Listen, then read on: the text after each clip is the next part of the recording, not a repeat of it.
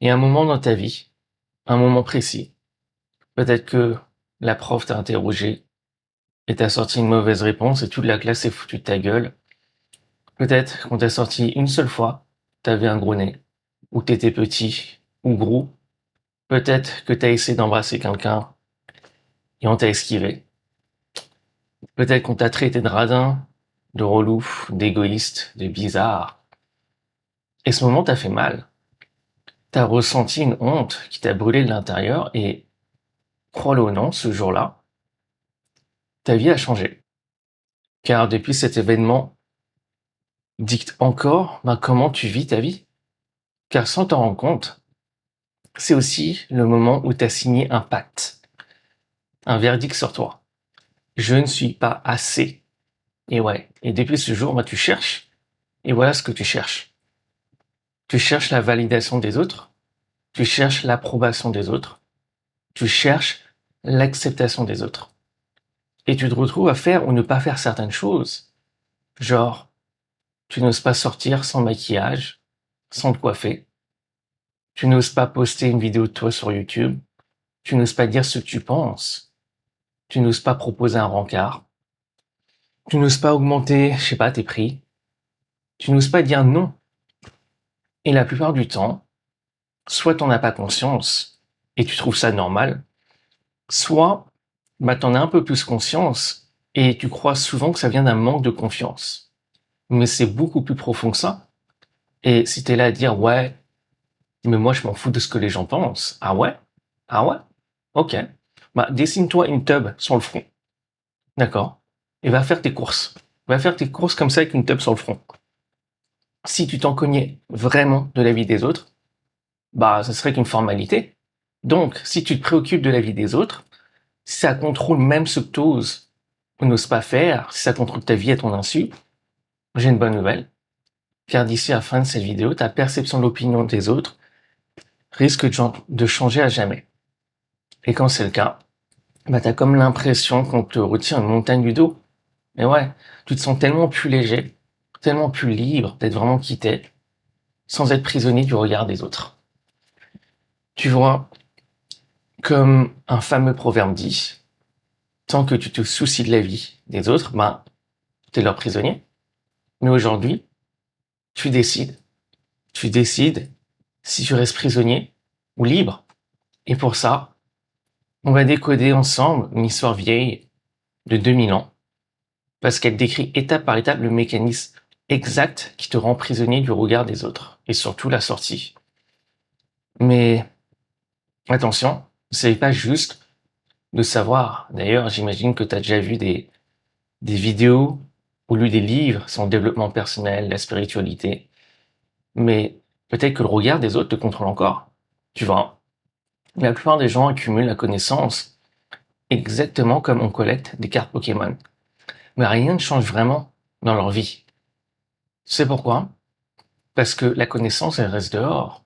Elle est jamais intégrée.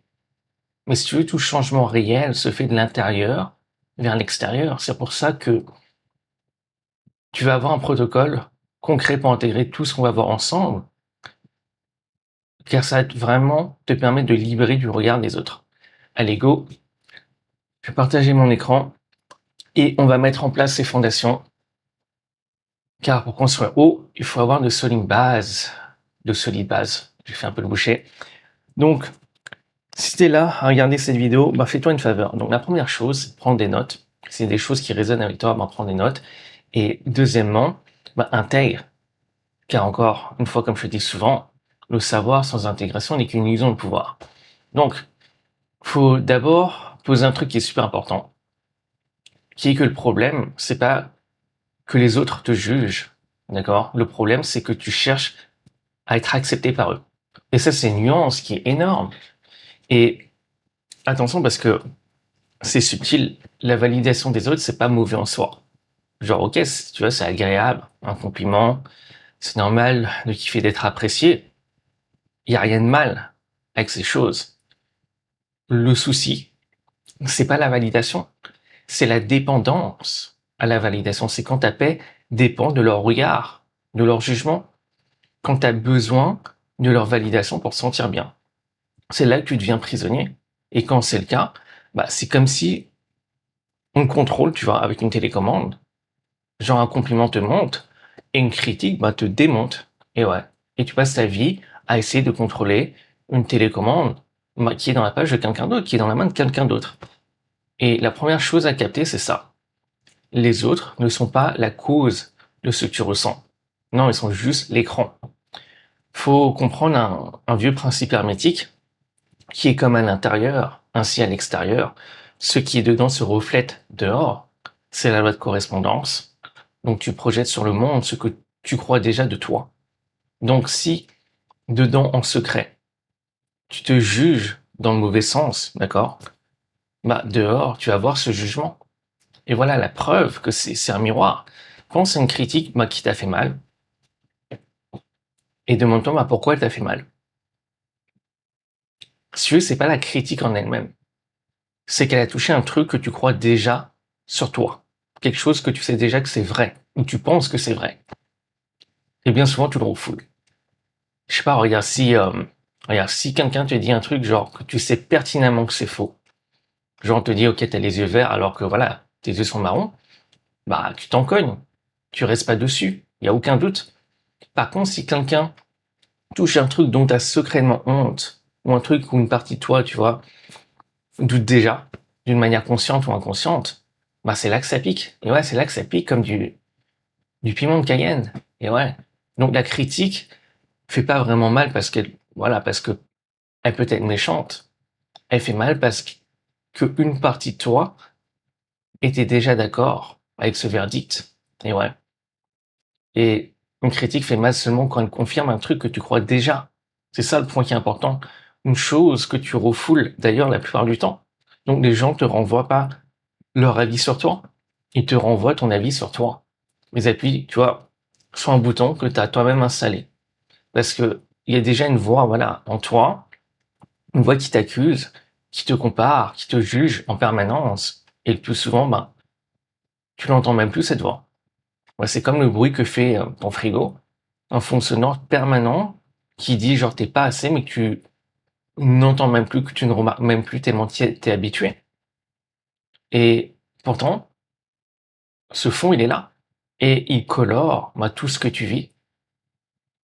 Et ça nous amène à une question. Donc, si ce jugement du voilà, je ne suis pas assez, qui tourne dans ta tête en arrière-fond sans que tu t'en rendes compte, et si c'est quelque chose qui est beaucoup plus profond que ça, et ouais, parce que tu t'es déjà demandé d'où ça vient, à ce que je sache, t'es pas né avec. Genre, je sais pas, tu critiques un bébé, il s'en cogne, le truc, voilà, il te regarde et il rigole, quoi. Tu vois, il est là, voilà. Donc, ça veut dire qu'à un moment de ta vie, quelqu'un, quelque part, ou quelque chose, t'a fait signer un contrat inconscient qui te dit que t'es pas assez. Et ouais. Et tant que tu vois pas quoi, bah, tu peux pas l'annuler. Donc, on va noter certains trucs avant de passer à la section suivante. Et on va tout dégommer. Donc, ça c'est clé.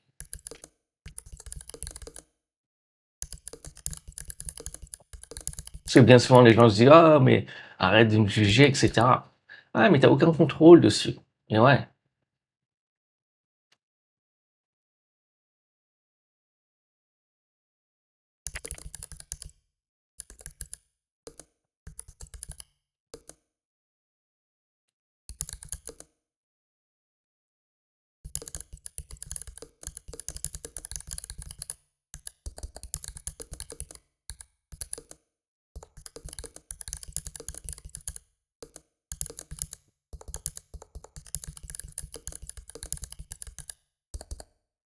Voilà.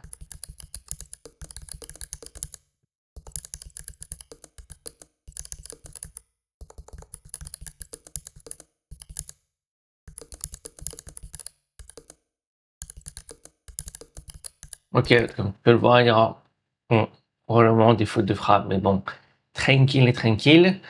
Donc, on va passer à la séquence suivante et on va faire ça bien. On va même mettre ça sur une nouvelle page. Hein. Tac, tac, tac. D'où vient le verdict que tu portes. Et là, on va commencer à descendre en profondeur abyssale. Juste avant, je rechargeais. Petit embrouille des familles. Et d'ailleurs, si tu as vu la vidéo sur l'attention, j'imagine que tu sais ce qui s'est passé pendant cette gorgée. Donc, d'où vient le verdict que tu portes? Donc, faut capter d'où vient donc ce jugement au final que tu as sur toi-même et qui est reflété donc par les autres. Parce que si tu sais d'où il vient, ben, tu peux le repérer. Et si tu le repères, ben, tu peux arrêter de le croire automatiquement. Et avant tout, faut capter un truc. Donc peut-être que toi, voilà, tu te dis, ouais, mais moi, je m'en fous de ce que les gens pensent. Ok, pourquoi pas. Mais regarde vraiment ce que tu fais. T'as déjà changé une tenue avant de sortir. T'as déjà pas osé dire ce que tu penses vraiment. T'as déjà supprimé, je sais pas, un post sur Instagram parce qu'il y avait pas assez de likes ou parce qu'au final, tu dis, ah, ça me monte pas sous mon meilleur jour. T'as déjà peut-être dit oui alors que tu voulais dire non. Ça crée non à l'intérieur. T'as déjà regardé même les avis comment, tu vois, les avis, les commentaires sur Amazon avant d'acheter un truc. Ah, voilà, tu vois. Mentalement, tu te dis peut-être, oh, mais je m'en cogne de l'avis des autres. Mais ton comportement dit autre chose. Et ouais. Donc même si ton mental dit je m'en cogne, c'est vraiment tes actes qui révèlent ce qui se passe intérieurement. Et voilà le truc. On est tous touchés par le regard des autres à des degrés différents. Ouais. D'une parce que tant qu'on est incarné, on a un ego. Et l'ego, ben, il se compare forcément. Et pour précision, l'ego n'est pas mauvais. C'est même un outil nécessaire pour que tu navigues dans cette réalité. Au final, sans ça, tu pourrais pas faire la distinction entre toi et les autres. Mais l'ego peut être problématique quand c'est lui qui dirige ta vie. C'est lui qui prend les rênes. Et ouais. C'est lui, quand il prend le volant, c'est là que ça devient problématique. Deuxièmement, ce besoin d'être accepté par les autres, ce besoin, entre guillemets, du regard des autres, il est encodé en toi. Depuis très, très, très, très loin. Si on revient, si tu veux, à des dizaines de milliers d'années en arrière, ben, l'humain, nous, on vivait quoi? On vivait en tribu. Et seul dans la nature, bah, t'es dead, t'es mort. Bah, y a pas, si t'as pas de groupe, bah, t'as pas de nourriture, t'as pas de protection, t'as pas de feu la nuit. D'ailleurs, tu sais, c'était quoi? L'un des pires châtiments à l'époque. Le bannissement, l'exil. On te chassait du groupe. Hop, hop, hop. Et ouais, et c'était souvent vu comme une condamnation à mort. Parce que dehors, en solo, bah, tu survivais apps. Et ouais, c'est ça le truc. Donc ton cerveau, si tu veux, a encodé sur, tu vois, depuis des milliers de générations, qu'être accepté est égal à survivre. Être rejeté est égal à mourir. Donc, déjà, tu pars avec un truc qui est encodé en toi. Depuis des générations. Donc, quand tu cherches l'approbation des autres, ton système, voilà, croit littéralement qu'il joue sa survie. Et d'ailleurs, le système nerveux réagit à, je dirais, ouais, même la plupart des blessures émotionnelles comme il s'agissait exactement comme une blessure physique. Il fait pas forcément une distinction. Du moins pas toujours. C'est pour ça que parfois, ça peut faire si mal quand on te critique, tu vois, parce que c'est pas juste un avis, c'est que ça touche également ton besoin profond de sécurité. Maintenant, ce besoin profond, il n'est pas venu, voilà, juste comme ça, il s'est encodé dans ta vie à travers 4 grandes portes. Donc, la première euh, grande porte, on peut dire la première source, c'est le regard parental conditionnel. Ouais, c'est l'une, je pense, qui est les plus profondes. Parce que regarde, quand t'étais gosse, t'as capté très vite que, voilà, quand tu recevais l'attention, de l'amour, l'appréciation, ben, t'étais safe, en sécurité. Et quand t'en recevais pas, ben, t'étais pas safe. Genre, je sais pas, bonne note, pour toi, c'était quoi? Tu voyais le sourire des autres, la fierté, donc t'étais safe. Si t'étais sage, t'étais calme, obéissant, bah, on te disait, voilà, t'es quelqu'un de gentil, et donc tu te sens safe. Par contre, tu fais une bêtise, t'as fait une connerie, bah, tu vois la déception des autres, même peut-être on t'engueule, donc pour toi, t'es pas safe. Tu pleures, euh, donc on te dit, vas-y, arrête de chialer, etc. Donc, tu te sens pas safe. On te dit peut-être, ben, euh, arrête de parler, donc tu te sens pas safe. Et si tu veux, ton subconscient a encodé un truc, pas en mots, en émotion. Pourquoi? Parce que l'émotion, c'est le langage principal du subconscient. Genre, il a encodé un truc du style, ce programme, voilà, je suis safe quand, voilà, j'ai de bonnes notes. Ou je ne suis pas safe, ben, quand je ne me comporte pas comme ce qu'on attend de moi, ou quand j'ai des mauvaises notes, etc. Ce qui veut dire quoi, au final? Ce qui veut dire, ben, tel que je suis, c'est pas suffisant. Tu vois? Et je pense que c'est une parenthèse qui est importante. Tu vois, tes darons, je pense qu'ils avaient sûrement une bonne intention. Je pense vraiment que la plupart font de leur mieux. Mais faire de son mieux, ça veut pas dire que c'était le mieux pour toi. Donc, si tu veux, eux-mêmes ont reçu ce qu'on leur a donné, au final. Donc, depuis que t'es gosse, ton subconscient encodé que ta valeur dépend de l'image que tu donnes, pas de ce que t'es vraiment. Maintenant, la deuxième source de ce, voilà, besoin de validation, de ce regard des autres, ben, c'est l'école. Et ouais, l'école et la note. Au final, quand tu regardes l'école pour ce que c'est quoi? C'est une machine à classer.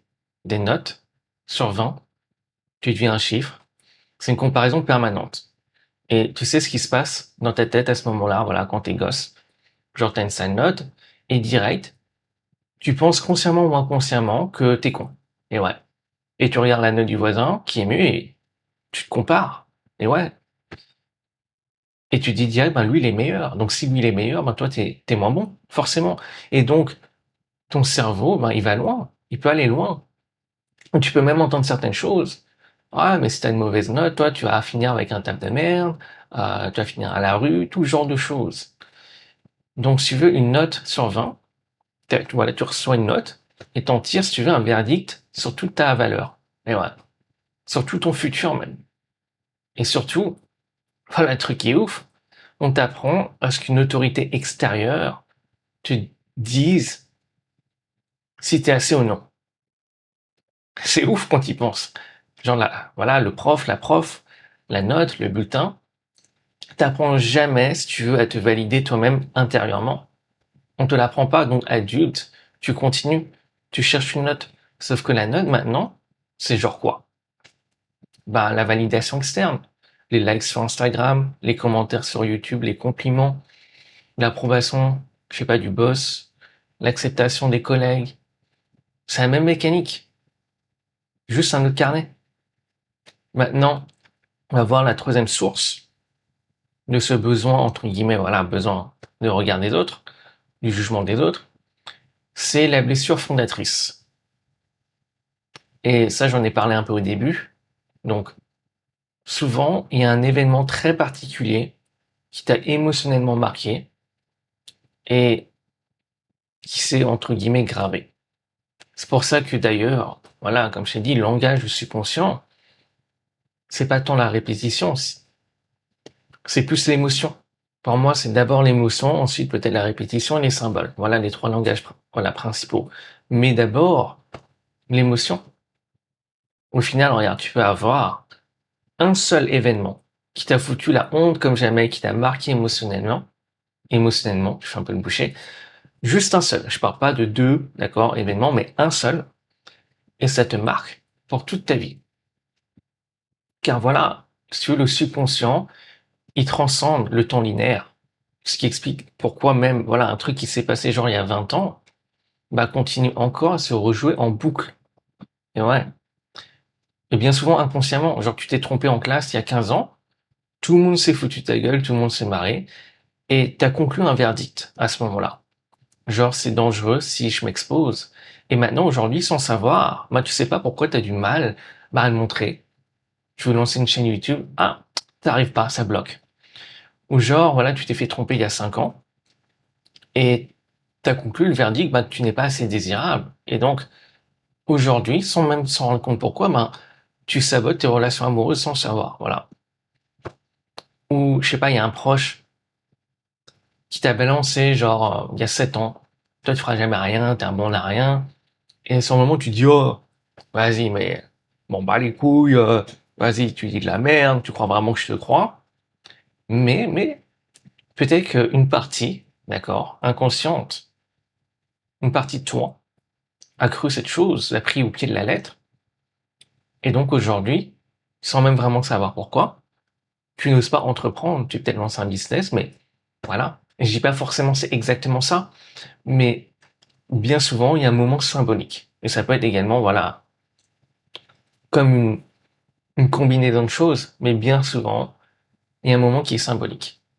Donc, si tu veux, cette identité, donc ce verdict qui s'est cristallisé à ce moment-là, de je ne suis pas assez, ben, il se rejoue encore maintenant. Même si l'événement marquant s'est passé il y a 20 ans. Et voilà le truc. C'est pas juste un souvenir, on peut aller plus profond au final, regarde.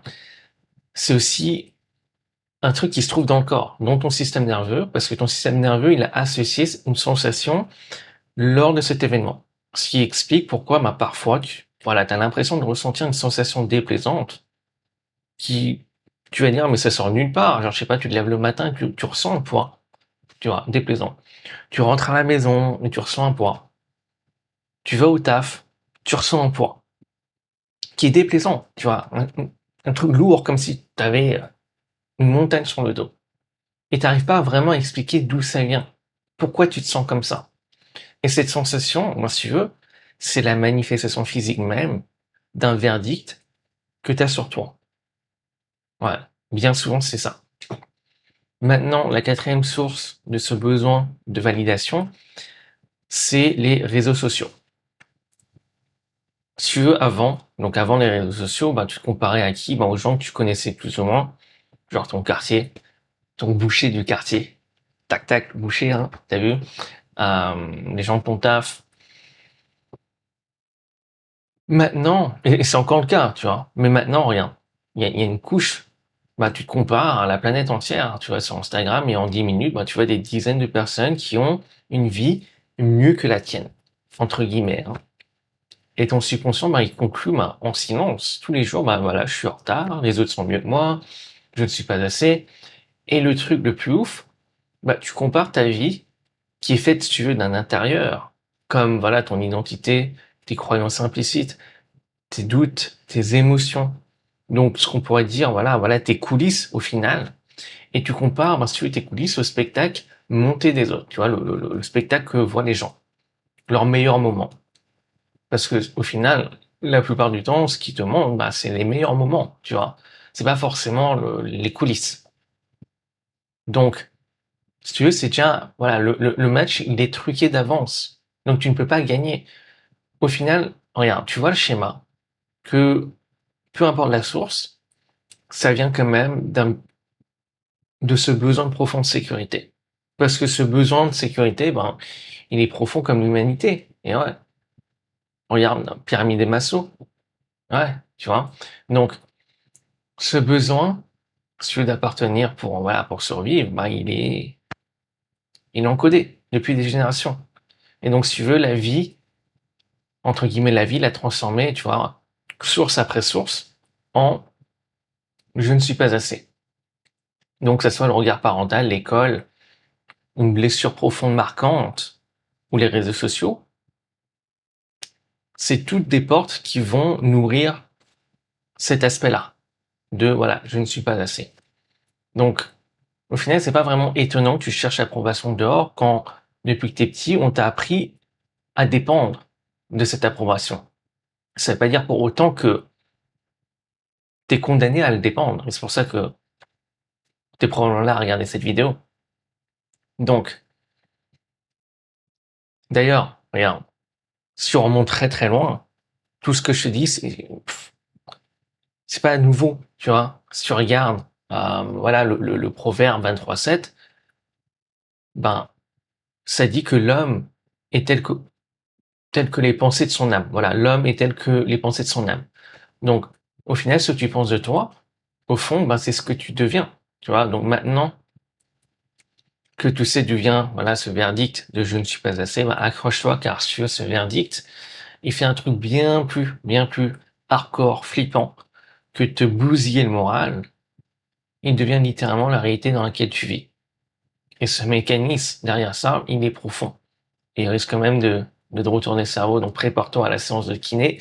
Là, voilà, on a tâté le terrain, mais là on va bien descendre. Mais juste avant, je vais noter certains trucs. Et d'ailleurs, voilà, si t'en as marre de chercher la validation des autres sans jamais trouver la paix, de sentir que ta valeur dépend de ce que les gens pensent de toi, de te restreindre, de pas oser, de peur de te faire juger, ben sache que c'est optionnel dans la vie, c'est optionnel.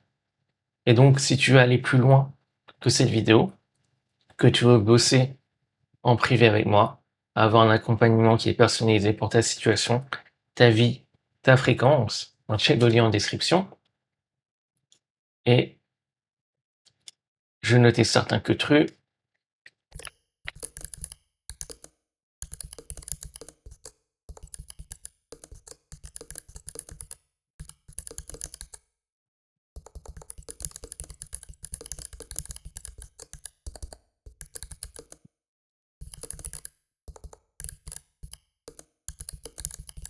Ok.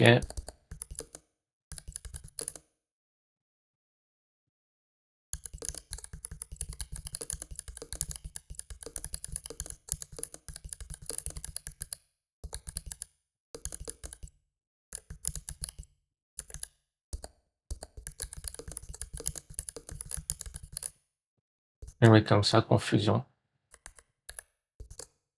Parce qu'au final, aujourd'hui, bon, c'est plus pareil.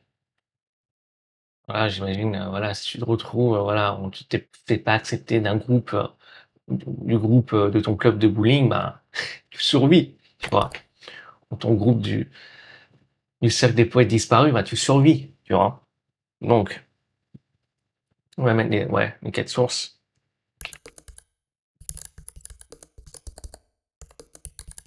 Parental.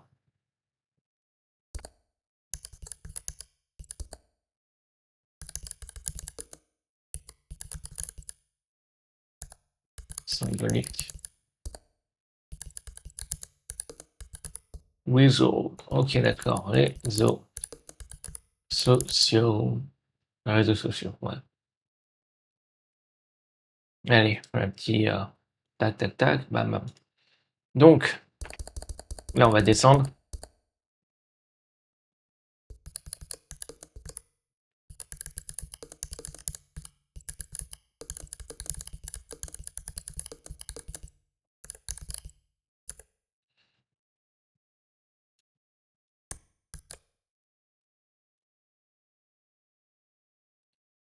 Ah, regarde, symboliquement, on descend en plus, tu vois. Donc, maintenant, on va voir comment le jugement des autres devient ta réalité. Et on va creuser le mécanisme. On va voir comment ce verdict intérieur, en fait, devient littéralement ta réalité. Donc, tu connais peut-être mon concept du miroir 3D différé, du miroir, voilà, différé. Donc, si tu veux, la 3D te reflète pas forcément ce que tu veux, mais reflète ce que t'es, mais avec un différé. Donc, te reflète ce que tu vibres, ta fréquence, donc ta fréquence qui est ta signature énergétique. Et donc, le signal, voilà, c'est le signal que tu envoies au final à l'univers. Et l'univers, c'est comme un matchmaker. Il te match avec une réalité qui correspond à ce signal. Donc voilà, je te l'ai fait en 2-2. Donc si je te parle de ça, c'est pas pour rien, c'est parce que le jugement marche pareil. Donc le jugement des autres, le regard des autres, l'acceptation des autres, c'est le même mécanisme derrière. Donc, si tu veux, le regard des autres, c'est déjà en fait un jugement sur toi-même. Tu te juges en secret et la 3D reflète ce jugement. Genre tu crois inconsciemment que t'es pas intéressant, ce qui se passe c'est que tu vas entrer en résonance avec des situations qui confirment cela. des situations où on va t'ignorer, par exemple. Tu crois inconsciemment ou non, d'ailleurs, que voilà, je sais pas, t'es pas à la hauteur. Bah, tu vas mettre ton attention pile, bah, par exemple, sur les remarques qui le prouvent. Tu crois que si tu fais, je sais pas, peut-être un programme de coaching, bah, que ça ne va pas marcher, bah, devine quoi, mais tu mets ton attention sur les aspects qui vont pas marcher ou qui ne pourraient ne pas marcher. Et donc, ouais, probablement, le coaching risque de ne pas marcher pour toi. Le match est déjà perdu d'avance, tu vois. Donc, c'est pour ça que, moi, déjà, c'est un gros red flag quand je vois quelqu'un qui dit, ah, mais est-ce que ça va marcher? Et voilà, qui, qui se tâte et dit, ah, mais si je fais ton programme de coaching et qu'il veut que je le rassure, moi, tout de suite, je le vois comme un red flag. Parce que cette personne ne se voit pas comme la source de la chose qui va, en fait, vraiment, bah, opérer le changement. Voilà, la chose comme externe. Évidemment, la chose externe est là pour supporter le changement, mais le changement vient de l'intérieur vers l'extérieur. Tu vois ce que je veux dire? Donc, bref. Au final, c'est ton propre jugement que tu vois souvent dans le jugement des autres. Car ton subconscient, il fait une sélection. Donc, dans toutes les interactions possibles, il sélectionne ce qui match, ce que tu crois déjà vrai. Ce que tu crois déjà être vrai de toi. Donc, fais un peu le boucher. Donc, ton subconscient, il sélectionne ce qui croit déjà être vrai de toi. Et donc, c'est pour ça que la plupart du temps, enfin, par exemple, voilà, tu penses que, je sais pas, que t'es trop petit, par exemple, ben, c'est exactement là où tu vas mettre ton attention. Et ouais, tu vas voir les gens comme plus grands que toi. Tu vas te voir comme, voilà, tu vas trouver voilà, des preuves partout. Genre, tu vas quelque part et tu fais, ah, je suis le seul, le plus petit de la salle, tu vois, ce genre de choses. Donc, pour ça que, pour moi, le subconscient, c'est le vrai gardien de ta manifestation parce qu'il autorise dans ta réalité ce qui est cohérent avec qui t'es vraiment. Au final, ton attention va vers ce qui confirme ton verdict, pas sur ce qui le contredit. Donc, ce tu filtres la réalité pour te donner raison contre toi-même. Ça, c'est le premier niveau. Donc, sur le verdict, d'ailleurs, voilà, que le verdict filtre, donc voilà ce que tu vois, mais ça va plus loin. Ça va bien plus loin. Parce qu'il dirige aussi les autres. Et ouais, ça dirige aussi ce que voient les autres. Et ça, je pense que peu de gens s'en rendent compte. Tu vois, si tu t'en fous d'un truc, les probabilités sont que les autres s'en cognent aussi. Mais si toi, tu te focalises dessus, ben les autres vont se focaliser dessus. Genre, je sais pas, t'as un petit bouton sur la joue. Si tu le calcules pas, d'ailleurs, je crois qu'il y en a un là, personne se focalise dessus. Mais si tu passes ta journée à bloquer dessus, ben là, bizarrement, tout le monde le remarque. Et ouais. Si tu veux, c'est pas le bouton qui attire l'attention, c'est ton attention sur le bouton. Car ton attention est ta monnaie d'échange avec l'univers. C'est là où va ton attention. C'est là où va ta réalité parce que c'est là où l'énergie va. Donc plus tu résistes, plus tu rejettes un truc en toi, bah, plus tu le projettes dehors. Et ouais, c'est exactement la même chose avec tous les défauts que tu peux avoir. Ah, je suis trop petit, je suis trop gros, da. Je suis pas assez intelligent, da. Ok. Donc capte bien. Dedans, le verdict filtre ta perception. Dehors, il dirige l'attention des autres. Et un troisième niveau. Là, je t'ai dit qu'on allait descendre. Et là, il y a un peu de gymnastique mentale. Regarde le truc. Le regard des autres dépend surtout de qui. Et qu'est-ce que je veux dire par là quand le regard des autres dépend surtout de qui? C'est plus le poids du regard des autres dépend surtout de qui il vient. Car si tu veux, tu ne donnes pas le même pouvoir à tout le monde. Tu ne donnes pas le même poids à l'opinion ou au regard de tout le monde. Plus tu mets une personne sur un piédestal, plus son avis sur toi devient une massue. Genre une critique de quelqu'un que tu admires, ben, à fond, tu vois, bah ça te démonte complètement. Et pourtant, si ces critiques, exactement la même critique venait d'un inconnu, bah limite tu t'en cognes. Ça t'atteint pas de la même manière. Et pourtant c'est la même critique. Mais la source, elle est différente. C'est pas tant le message, mais c'est le messager qui compte. Donc ce qui change, c'est surtout le pouvoir que tu donnes à la personne. Et je dis bien que tu donnes, c'est toi qui donnes ce pouvoir. Donc, plus tu mets une personne sur un piédestal, ben plus t'en fais un dieu. T'en fais ton dieu. Et voilà le mécanisme rapidos. Donc d'ailleurs, si ça t'intéresse, n'hésite pas à voir la vidéo sur, je crois le titre c'est t'obéis un faux dieu, un truc dans le genre. Donc, tu donnes le statut de dieu à une personne quand tu perçois, enfin, ouf, j'ai fait le boucher, quand tu perçois, si tu veux, cette personne comme au-dessus de toi. Ça, c'est logique. Mais pourquoi? Tu t'es déjà demandé pourquoi? Parce que inconsciemment ou non, tu crois que cette personne peut faire des trucs que tu n'arrives pas à faire. Ou parce qu'elle a des choses que tu n'arrives pas à faire. Ou que tu n'as pas. Voilà. Donc, quand c'est le cas, tu lui donnes le droit de te déclarer valable ou pas. C'est ça le truc qui est ouf. Mais c'est un faux Dieu. Et donc tu souffres dans ce cas-là.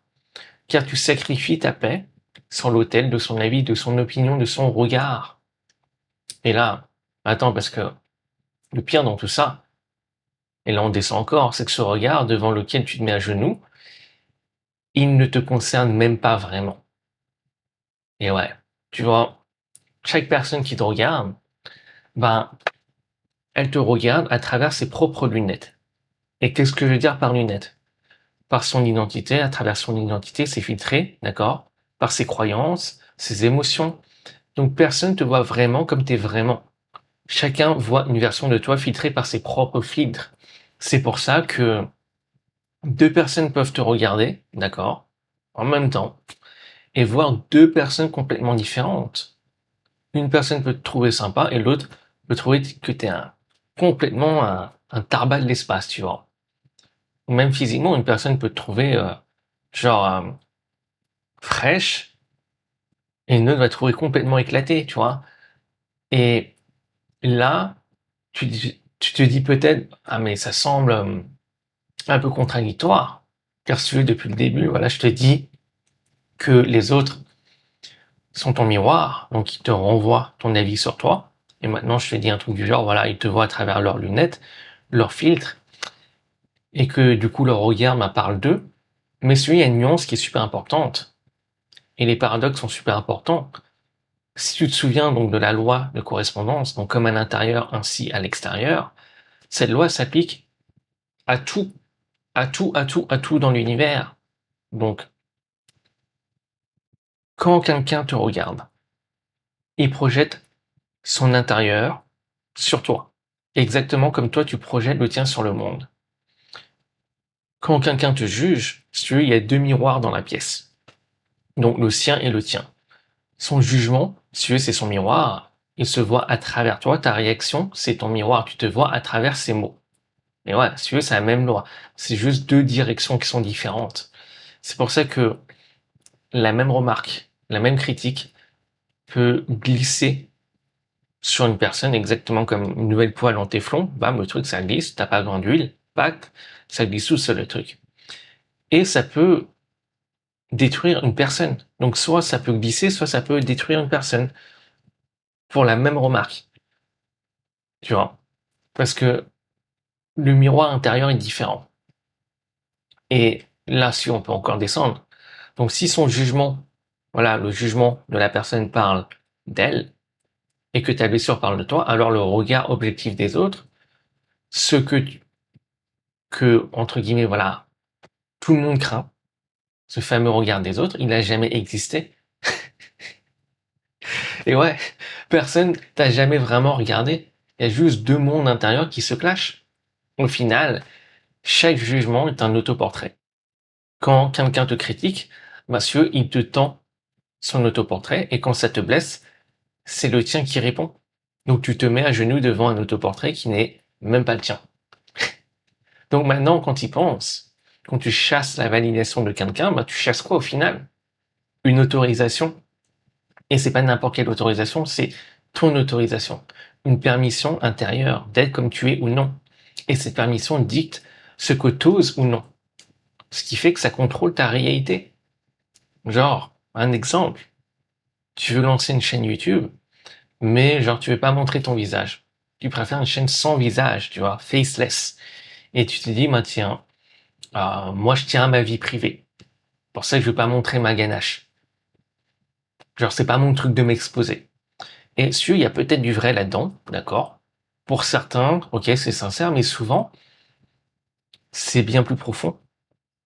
Et si on creuse, c'est souvent parce que la personne a peur qu'on voit sa tête et qu'on la juge.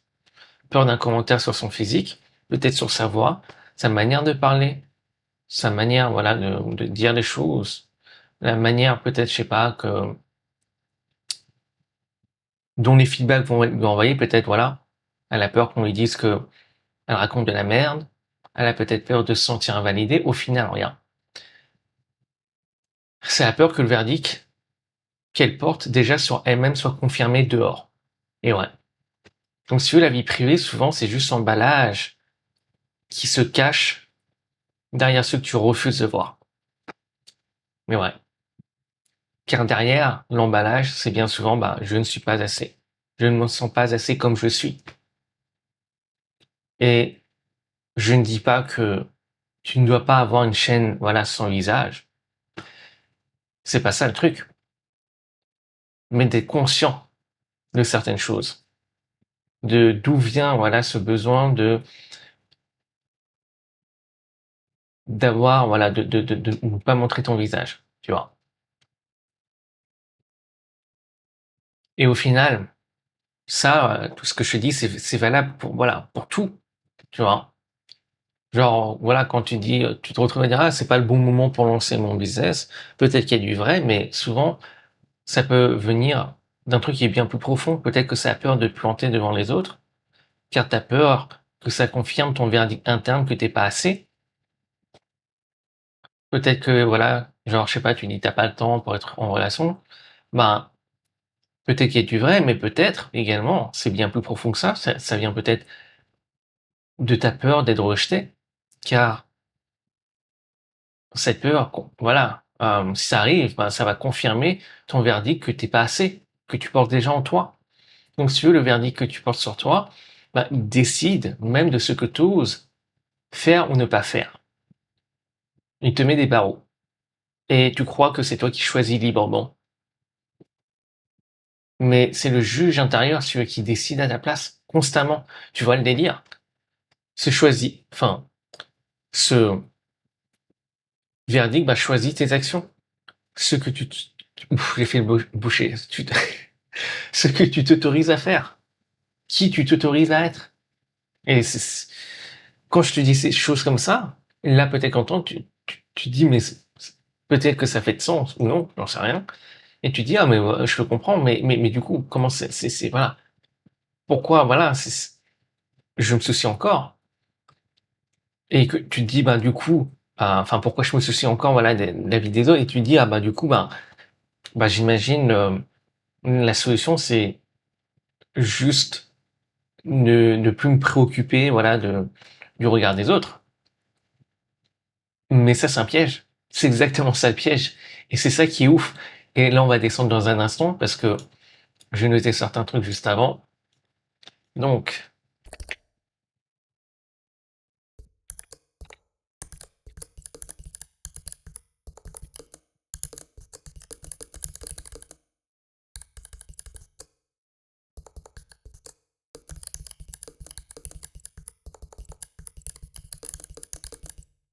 ok.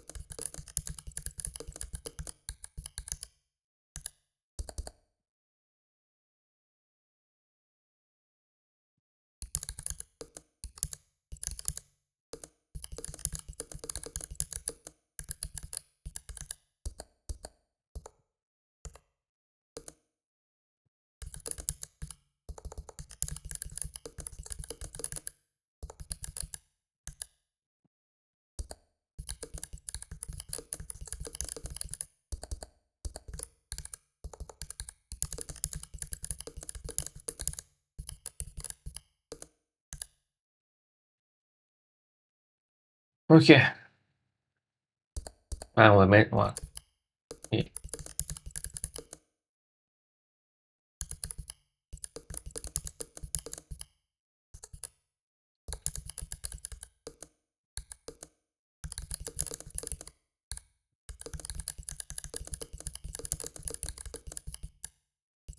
Ok. Bon. On va laisser les accents qui manquent. Qui manquent, qui manquent.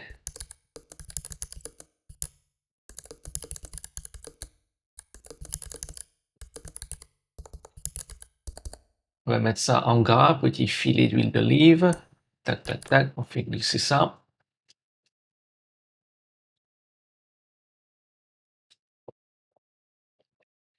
Donc là, on va descendre. On va descendre sur la boucle où tu perds à tous les coups. Parce que là, on va parler d'un piège dans lequel tu ne veux surtout pas tomber. Car à ce stade, tu te dis sûrement, ok, ouais, j'ai capté, donc la solution, ben, c'est de m'en battre du regard des autres. Si tu veux, ça serait logique. Sauf que, non. C'est ça le piège. Tu vois, pour te rappeler, tu ne peux pas juste décider de t'en cogner. Pourquoi? Parce que, on vient de le voir, ce besoin, déjà, il est encodé en toi, c'est un besoin profond de sécurité. Et comme on l'a vu, ben, tant que tu as un corps, tu as un ego. Et donc, l'ego, par nature, se compare. Donc, te dire, voilà, je m'en fous par la volonté, si tu veux, c'est comme si voilà, tu dis j'ai pas faim alors que tu as le ventre vide, tu vois. Tu peux le répéter genre 5 minutes, essayer de te convaincre, mais le besoin revient. Donc, te forcer à t'en battre les couilles du regard des autres, c'est du refoulement au final, pas de la liberté. Et ce que tu résistes, ben, ça persiste. Donc, chaque fois que tu nies sur le besoin, bah ça gonfle. Tu vois, comme un ballon. Tu gonfles, t'ignores, et un jour, pah, ça pète. Un rejet, une critique, et te voilà par terre, en mode PLS, en mode fœtus, tu vois. Donc, si la vraie sortie, c'est pas t'en cogner à 100% du regard des autres. Et écoute bien ça. C'est de ne plus être dépendant de la validation externe. C'est une nuance qui est énorme. Capte bien. Le problème a jamais été le regard. C'est la relation que tu entretiens avec le regard. Le regard, tu le contrôleras jamais. La relation, si tu veux, elle t'appartient à 100%. C'est ce que tu contrôles. Mais si tu veux, avant de changer ta relation avec ce regard externe, faut qu'on descende. Faut que tu vois pourquoi chercher la validation dehors ne marche jamais. Donc, imagine, quelqu'un te fait un compliment. Un compliment, on va dire sincère.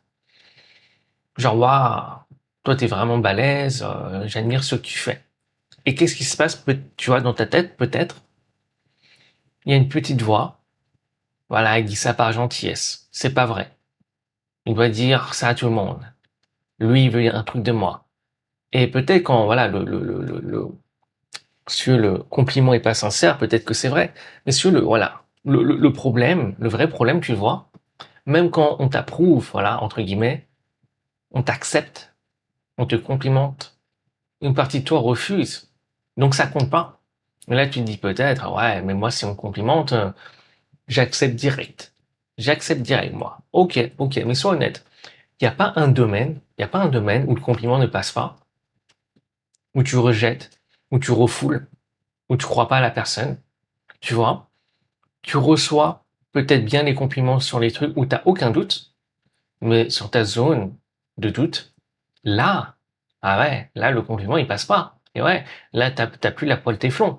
Là, tu as la vieille poêle euh, qui s'est encrassée, où tout le téflon est parti, et tu dois mettre des couches d'huile d'olive pour que ça glisse. Et ouais. Donc, si tu veux, c'est pas le compliment que tu acceptes qui est problématique, c'est celui que tu n'arrives pas à recevoir.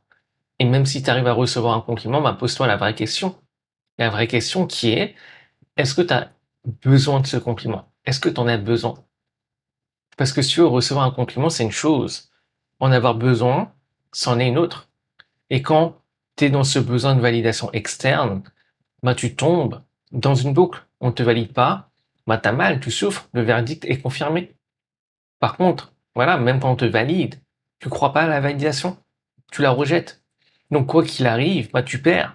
C'est pourquoi tu peux avoir, je sais pas, genre, 100 compliments dans une journée. Genre, je sais pas, à travers une vidéo, un post, un truc que tu as fait, ou peu importe, voilà, peu importe. Et pourtant, avoir un seul commentaire négatif, une remarque négative, et devine sur quoi tu vas rester bloqué toute la journée. Le seul truc négatif. Comme si cette, voilà, unique remarque négative, critique, avait le pouvoir d'annuler, voilà, les 100 autres compliments. C'est mathématiquement absurde, mais émotionnellement, c'est ce qui se passe. Et tu sais pourquoi? Parce que bien souvent, tu donnes plus de points au négatif qu'au positif. Parce que le négatif, si tu veux, confirme souvent ce que tu n'oses pas explorer consciemment. Au final, encore une fois, le juge est à l'intérieur et aucune preuve extérieure peut convaincre un juge intérieur qui a déjà rendu son verdict. C'est ça le truc. Donc au final, c'est comme verser de l'eau dans un seau percé. Tu peux verser autant de compliments que tu veux, des likes, de la reconnaissance, mais ça va toujours fuir par le trou. Et ouais, le trou, c'est le verdict intérieur. Tant que t'as pas bouché le trou, tu peux même verser l'océan entier, le seau il reste vide. Et tu veux la preuve ultime? Regarde les célébrités. Regarde les célébrités. Des millions de fans, des millions de likes, des stades entiers qui crient leur nom, des millions de gens qui vont voir leur film. Si la validation externe pouvait remplir le seau, bah, si tu veux, ça serait les gens les plus en paix de la planète, les plus complets de la planète. Et pourtant, pour certains, c'est quoi? Dépression, addiction, même suicide parfois. Tu vois, ils reçoivent un océan de validation et ça fuit toujours. Encore une fois, le verdict intérieur se négocie pas avec des likes. Et il y a une deuxième preuve qui est complètement ouf et encore plus visible. Regarde les gens qui enchaînent les opérations pour changer leur physique. Le nez qui est trouvé trop gros, la bouche, les yeux. Souvent, ils changent le truc dehors, mais le mal-être, il reste. Pourquoi? Car le verdict, il est à l'intérieur. Et bien souvent, voilà ce qui se passe. Ils trouvent un autre défaut, puis un autre. Certains arrivent à un point où ils deviennent même méconnaissables à force d'enchaîner les opérations de chirurgie esthétique. Parce que si le problème était jamais le nez, la bouche ou les yeux, le problème, c'est le verdict à l'intérieur, je ne suis pas assez. Leur perception d'eux-mêmes. D'où pourquoi tu vois, franchement, des fois, tu vois des célébrités, de base, tu les vois, tu dis, elles sont bien comme ça. Et genre, quelques mois plus tard, tu les vois, tu reconnais pas, tu vois, tu les reconnais pas. Et là, mais qu'est-ce qui s'est passé? Et ça vient d'où? Tu crois que le truc qui est fou, c'est qu'on regarde même les célébrités, et bien souvent aussi, elles ont cette insécurité profonde en eux. Parce que je pense que d'ailleurs, vu qu'elles reçoivent tellement de regards, je pense qu'elles sentent encore plus la pression. Tu vois ce que je veux dire? Et c'est là qu'elles se disent, ah, je ne suis pas assez, je ne suis pas assez. C'est fou en fait quand tu y penses, tu vois. Donc, si tu peux changer toutes les choses dehors, mais si l'intérieur est cassé, ça ne sera jamais assez. Donc retiens bien ça, on ne répare jamais un problème interne en changeant l'externe. Le dehors répare jamais le dedans. Jamais. Et il y a un dernier truc sur les compliments. Tu te souviens, quand je te parlais plutôt du compliment que tu refoules, que tu n'acceptes pas, bah là on va descendre. Je t'ai déjà demandé pourquoi tu peux pas recevoir un compliment. Car voilà le truc. Chaque compliment que tu refuses, bah c'est un truc que tu refuses d'abord en toi. Donc si tu peux pas recevoir, genre je sais pas, t'es gentil ou bref, peu importe, c'est que peut-être dedans tu te dis que voilà, tu n'es pas assez gentil. Voilà. Donc ce qui explique même lorsque tu as la validation externe, tu la rejettes comme une greffe d'organe qui n'est pas compatible. Le compliment a beau être vrai, il rentre pas, il glisse comme sur une poêle téflon, parce que sur voilà, la place elle est déjà prise par le verdict. D'accord? Donc tu cherches dehors un truc pour combler un trou dedans. Mais voilà le truc. Si je te disais d'ailleurs que voilà, ce trou, il a jamais vraiment existé. Et là je te dis on descend encore. que c'est une illusion. Car tu vas voir que avoir cette réalisation, avoir cette réalisation que ce trou au final c'est qu'une illusion, bah c'est vraiment la sortie. C'est la sortie pour libérer du regard des autres. Et encore une fois, il y a une différence entre te libérer du regard des autres et te dire ah moi je m'en cogne totalement du regard des autres. Tu vois ce que je veux dire? D'un côté, tu n'as pas besoin voilà la validation des autres, elle t'atteint pas de la même manière, mais ça veut pas dire pour autant que tu es en mode ah ouais moi je m'en cogne. Non, mais parfois la vie externe a son importance. Et encore une fois, comme je t'ai dit, le but c'est pas de te dire ah, à partir de maintenant je m'en cogne, enfin bam. Non, c'est surtout d'en avoir conscience et changer ta relation avec le regard des autres. C'est surtout ça, te libérer. Te libérer du regard des autres, c'est changer ta relation avec le regard des autres. Tu vois. Donc, avant de passer à la section suivante, et tout fonce car, on va noter certains que trucs. Donc,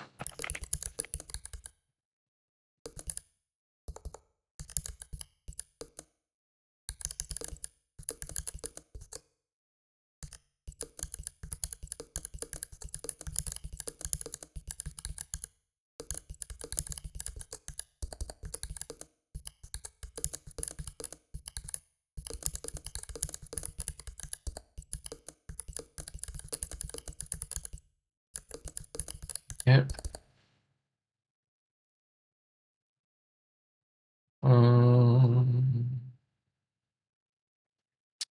je vais mettre, euh,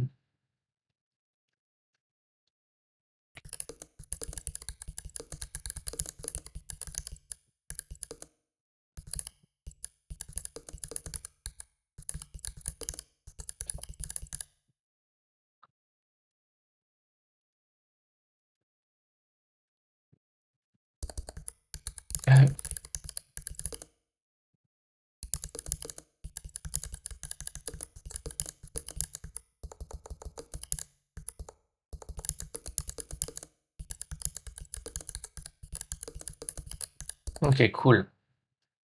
Donc, on va mettre ça sur une page dédiée tranquillement, tranquillement, tranquille. Donc,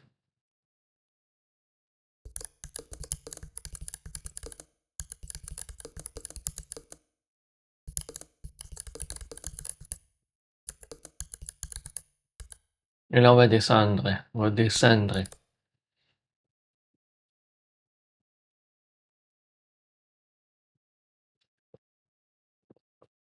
Donc, là, on va voir un truc qui est super profond, qui est que tu cherches dehors ce que tu ne t'es pas donné dedans. Donc, il y a un truc qui est clé vraiment à capter, c'est que si tu cherches l'acceptation des autres tant que tu ne t'es pas accepté toi-même. Et ça, c'est vraiment clé. D'accord? Tu peux le tatouer, note-le quelque part, ça résonne avec toi. Parce que ça, c'est vraiment fondamental. Tant que tu cherches l'approbation, l'acceptation des autres, que tu es dépendant de ce regard des autres, c'est que tu ne t'es pas accepté toi-même. Et ça, c'est clé. Et ça vient d'où? Ça vient parce que tu te sens incomplet. Mais ouais. Et quand tu te sens incomplet, ben, tu fais quoi? Ben, tu cherches dehors pour te compléter. Quand tu te sens pas assez à l'intérieur, tu chasses la validation externe. Et ouais, tu cherches j'ai fait le boucher, tu chasses la validation externe. Donc, si tu veux, l'illusion du manque dedans crée la chasse dehors. Et ouais. Et voilà le truc, voilà, vraiment profond. Le vrai prix de cette course, et suis bien parce que c'est important, chaque fois que tu confies sur ta valeur au jugement de quelqu'un, tu te dis inconsciemment, la réponse est dehors, donc pas en moi. Donc, tu te coupes un peu plus de toi, de qui t'es vraiment par nature, voilà, qui est un être complet, au final. Voilà, c'est comme chercher, si tu veux, tes clés dehors, voilà, partout. Alors que les clés, elles étaient dans ta poche. Tu vois, tu cherches, mais tu ne trouveras jamais dehors. Donc, si tu veux, plus tu cherches la validation externe, bah, plus tu t'éloignes de toi. Ce qui explique pourquoi, voilà, les gens font la chasse au bonheur sans jamais le trouver. C'est pour ça que Voilà, le meilleur endroit pour cacher un trésor, c'est de le cacher sous le nez des gens.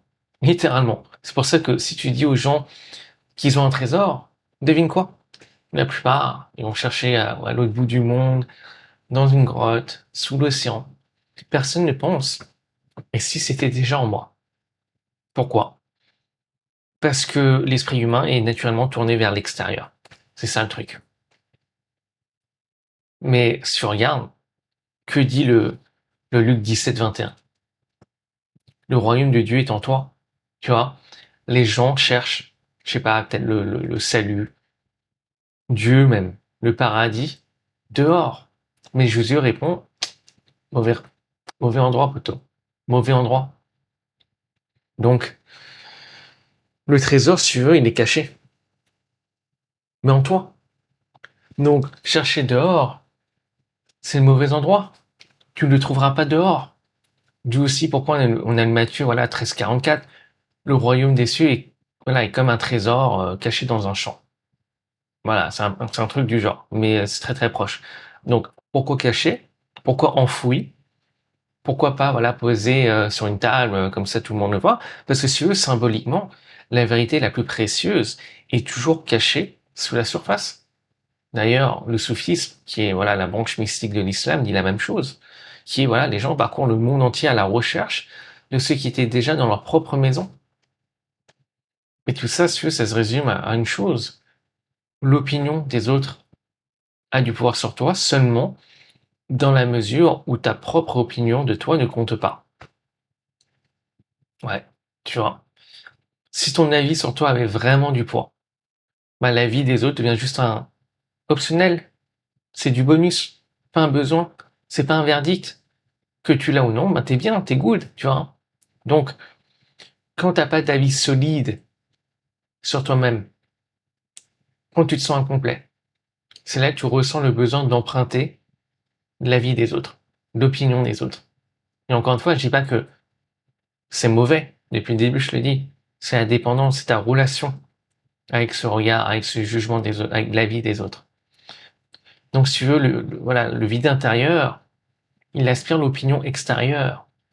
Alors, tu te demandes, bah voilà, peut-être, c'est quoi exactement ce trésor caché en toi?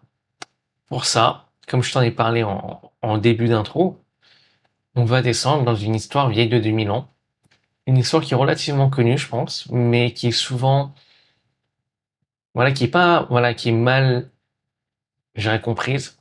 Voilà, au final, chacun comprend les choses comme ils veulent, mais moi, je vais te donner, moi, comment je vois les choses, la version ésotérique.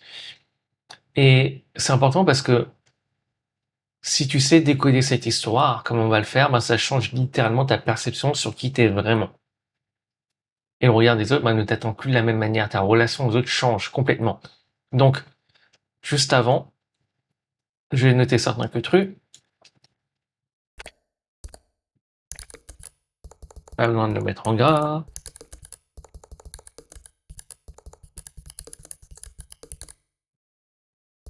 Ok.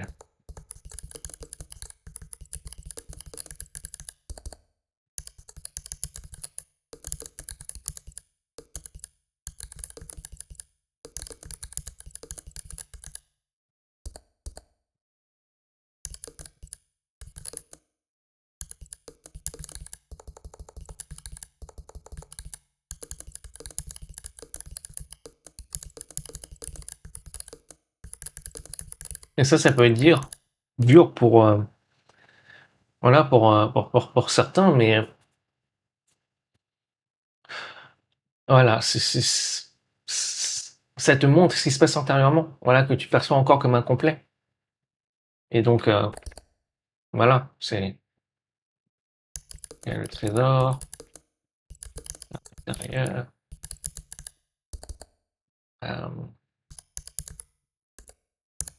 Automatico. Donc,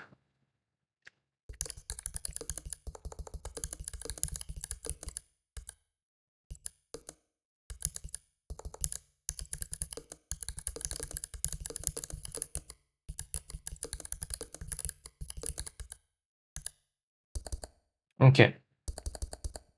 Donc, on va mettre ça sur une autre page, tranquillement. Tac.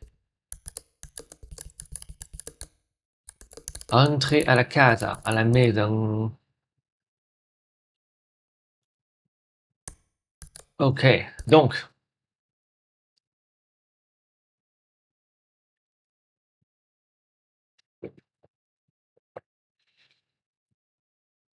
là, on va remonter à une vieille histoire. Pourquoi vieille? Parce que on va descendre sur le Luc 17-11. Donc, voilà.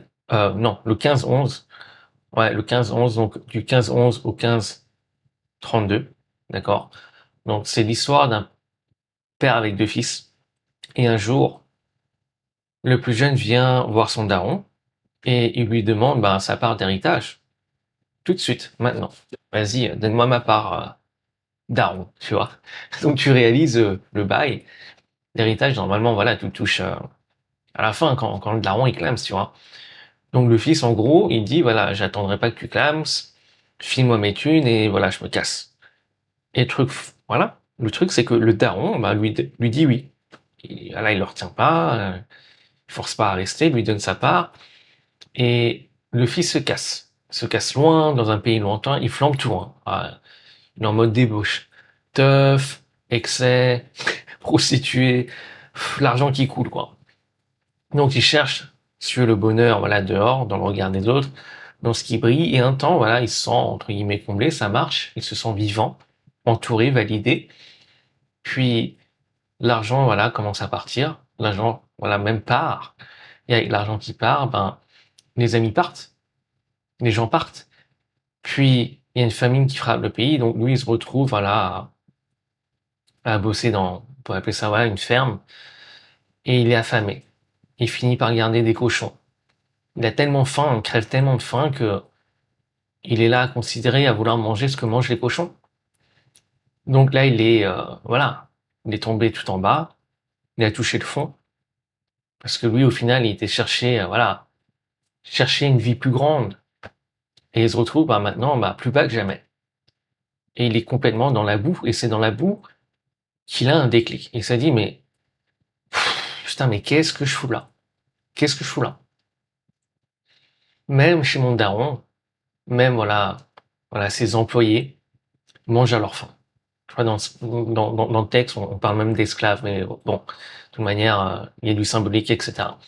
Donc, il dit, voilà, même chez mon daron, les employés mangent à leur faim. Et moi, je crève ici. Tu vois le truc?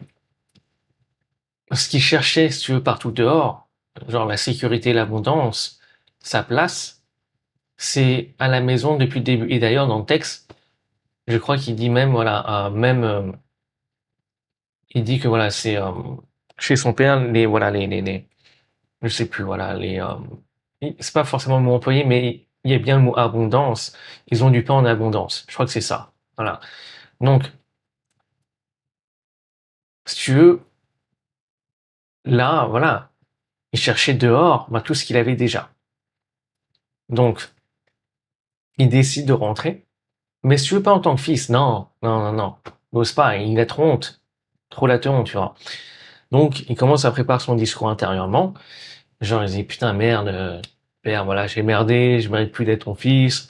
Prends-moi juste comme, voilà, un de tes servants. Donc voilà, tu captes ce qu'il fait. En faisant ça, Massieu, il signe un verdict sur lui, tu vois. Je ne suis plus digne d'être ton fils. Et c'est exactement ce que toi tu fais lorsque tu laisses la leçon des autres te définir.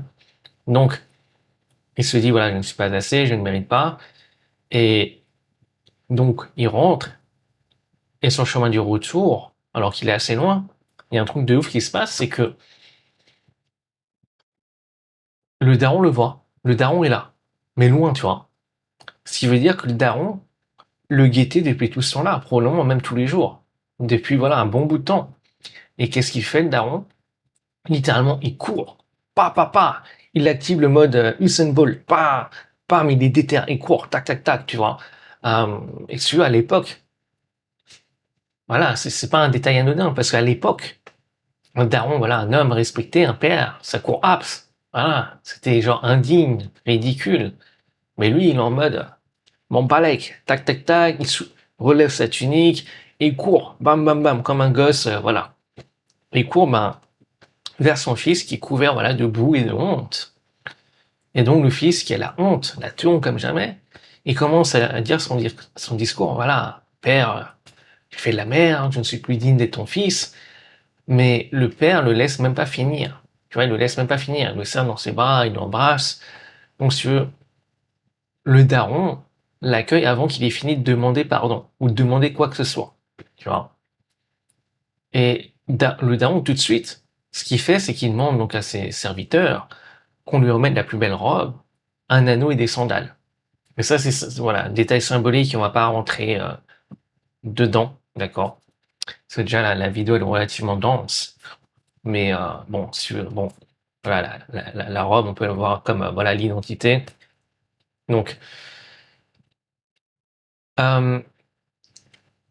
et donc, si tu veux, qu'est-ce qu'il fait? Il lui rétablit, si tu veux, son statut de fils. Et ouais, il lui rétablit son statut de fils à ce moment-là. Pas en tant que serviteur, non, mais en tant que fils. Donc, si tu veux, le fils, voilà, il négocie déjà intérieurement pour avoir la valeur à nouveau, entre guillemets, mais le daron lui dit direct, voilà, t'as jamais cessé de l'être, voilà. Le daron ne lui demande rien non plus. Donc, tu vois que cette histoire, elle raconte vraiment une chose importante. Et la première chose à capter, c'est qu'elle raconte ton histoire. Elle raconte ton histoire. Voilà, t'es le fils qui part chercher dehors sa valeur, dans les likes, l'approbation, le regard des gens. Tu te sens vide quand t'as pas les choses externes. Et tu finis à garder les cochons, à demander des miettes de validation à des gens qui s'en cognent. Et pendant tout ce temps, la validation que tu cherchais, elle t'attendait où? À la maison. Elle n'a jamais bougé. Et j'imagine que tu as capté le père qui court. Symboliquement, si on regarde au niveau Rémez, c'est la source, l'infini, le Ensof dans la Kabbale, le sans bord, le sans limite, ce qui ne juge pas, ce qui n'est pas moral. Et ouais, parce que la source, elle n'est pas morale, elle est neutre. Ton créateur ne te juge jamais, même quand tu peux juger de lui. Alors le seul qui te juge vraiment dans cette histoire, c'est toi. Au final, il n'y a jamais eu qu'un seul juge. Et c'est pas les autres. C'est pas la source. C'est pas l'univers. C'est toi. Et voilà le truc. Ta valeur t'est rendue avant même que tu la réclames. Pourquoi? Car elle n'est jamais partie. C'est toi qui étais parti. Tu sais pourquoi cette histoire elle est si profonde d'un point de vue ésotérique? Parce que la maison, c'est ta vraie nature. C'est ta vraie nature. Et là, on descend profond encore. Regarde, là, on va dans la Bible encore, d'accord? Avec Genèse 1, 27. Dieu créa l'homme à son image. Betselem Elohim bara oto. Donc en hébreu. Littéralement, à l'image d'Elohim, il le créa. Et la plupart des gens lisent ça de travers. Genre, imagine un vieux barbu sur un nuage, qui fabrique une figurine, qui le ressemble physiquement. Mais c'est pas du tout ça. À son image, c'est bien plus profond. Car pour moi, l'image ne correspond absolument pas à la forme physique, mais à la structure. D'ailleurs, Elohim, c'est Dieu au pluriel. C'est pas Elora, ni elle. Et non, c'est pas un hasard pour moi. Ça fait référence aux séphirotes. Donc les séphirotes sont les structures derrière tout. Donc dans la Kabbale, hein, c'est voilà le concept de la Kabbale. Donc c'est 10 structures par lesquelles le Ensof, l'illimité, se manifeste. Et donc, sur les séphirotes, d'ailleurs, sont également de nature fractale. Ce qui explique pourquoi, voilà, toi, tu as cette capacité d'imaginer comme ton créateur. Car tu en as la structure. Et ouais, donc, d'ailleurs, pour revenir à la loi de correspondance, ce qui est en haut est comme ce qui est en bas. Donc, le grand se répète dans le petit. Au final, une goutte d'eau de mer, elle contient la même structure que l'océan entier. C'est exactement la même composition. Là, j'ai fait l'accent du sud. Donc, c'est la même nature. Et ouais, juste à une autre échelle. C'est comme une graine de tomate au final. Elle contient sur tout le code de la tomate. Et ouais, tu la plantes et le truc devient un plant de tomate qui va lui-même donner des tomates et des graines de tomates. C'est fractal, la nature est fractale. Et toi, c'est pareil. Une cellule de ton corps contient ton ADN complet. Le tout est contenu dans la partie. Tu un microcosme du macrocosme. Et c'est ça à l'image. Selem. Tu un microcosme du divin. Pas une figurine. Une goutte qui contient l'océan. Tu contiens la même nature que la source à ton échelle. Donc, ce qui veut dire que c'est absurde. Quand tu dis, voilà, je ne suis pas assez, c'est comme si une goutte d'eau se dit, bah, je suis pas assez haut. Ça fait aucun sens. Ça ne fait aucun sens. Et donc, si on descend encore plus bas, encore plus profond, c'est pas un hasard. Ton existence n'est pas un hasard, car la source a voulu donner. Et pour pouvoir donner, ben devine quoi? Il faut une chose qui puisse recevoir. Donc, la source, le Ensof, c'est contracté en milliards de points de vue. Donc, via le Tsimtsum, voilà, qui veut dire, voilà, contraction de la source, le retrait de la source. D'ailleurs, si ce sujet t'intéresse, n'hésite pas à voir, je crois, la vidéo. Je sais même plus dans laquelle j'en parle, mais dans une des précédentes vidéos. Euh, ah oui, qui est l'impression de voilà de ne pas être à ta place sur Terre. Voilà. Donc, au final, voilà, c'est comme un seul rayon de soleil qui traverse un prisme et qui donne l'illusion de 1000 rayons séparés. Exactement comme un arc-en-ciel, au final, c'est la même lumière blanche qui est séparée donc en 7 couleurs différentes. Mais c'est la même lumière. Et un de ces rayons, bah, c'est toi. C'est toi. Et ouais. Donc, tu es la source qui se regarde à travers tes yeux. La source se regarde à travers des milliards de yeux. Et maintenant, voilà, capte ce que ça veut dire. Voilà, comme tu es un microcosme de la source, donc ta valeur, c'est pas un truc à avoir, c'est pas un truc que tu mérites, c'est pas le regard des autres, c'est pas ta maison, c'est pas ta voiture, c'est pas ton compte en banque. Ta valeur, c'est ta nature même. Donc la maison dans l'histoire du fils prodigue, c'est pas un lieu, c'est revenir à ce que tu as toujours été. Et ouais. Donc le fait même que tu existes, c'est déjà une réponse en soi.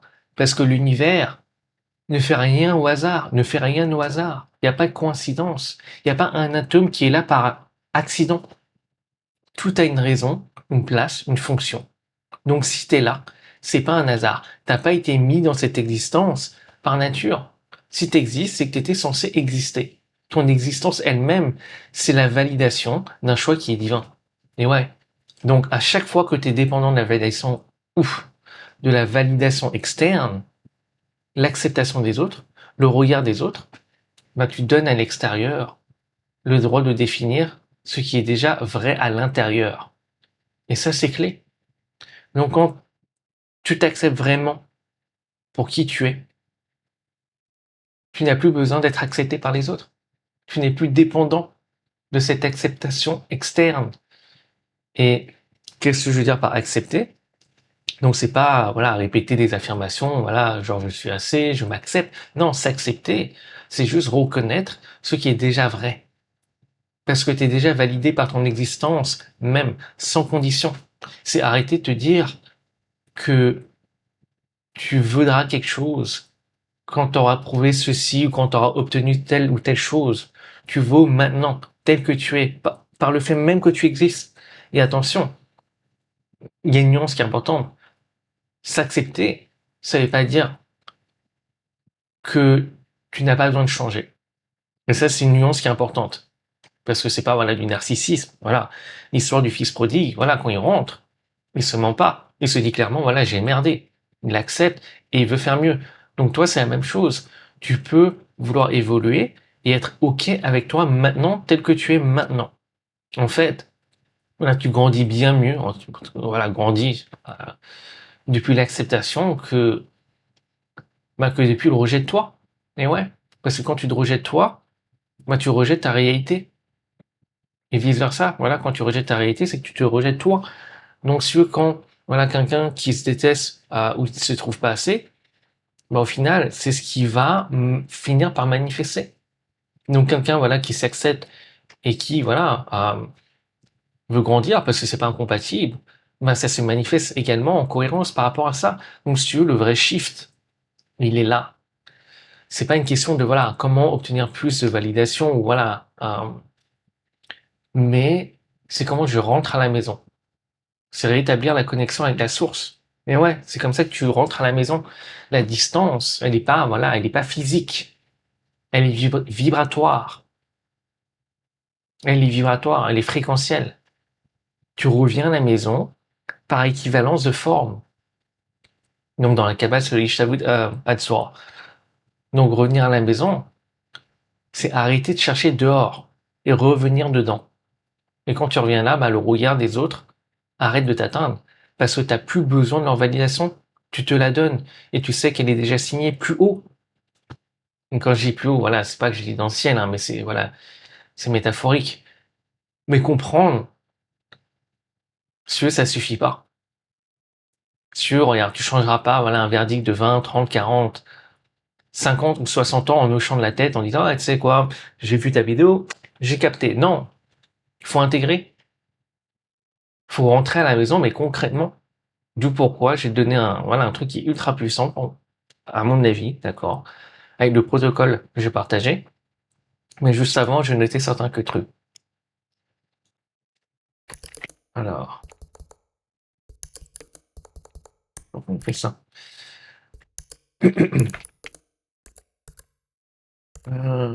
11 à 32.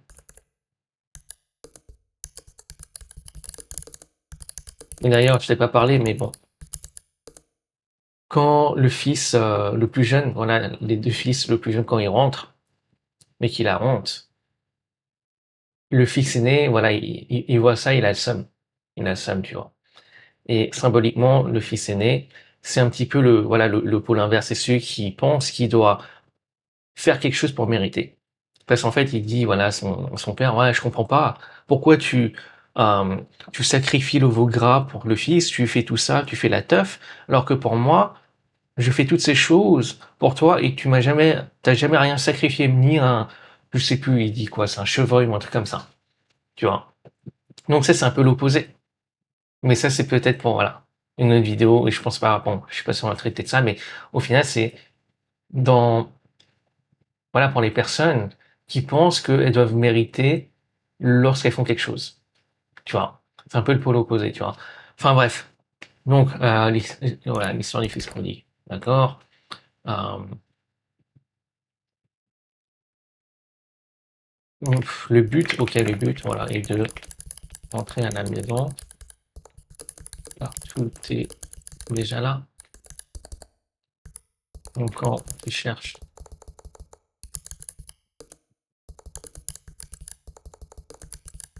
dehors, tu t'éloignes, forcément.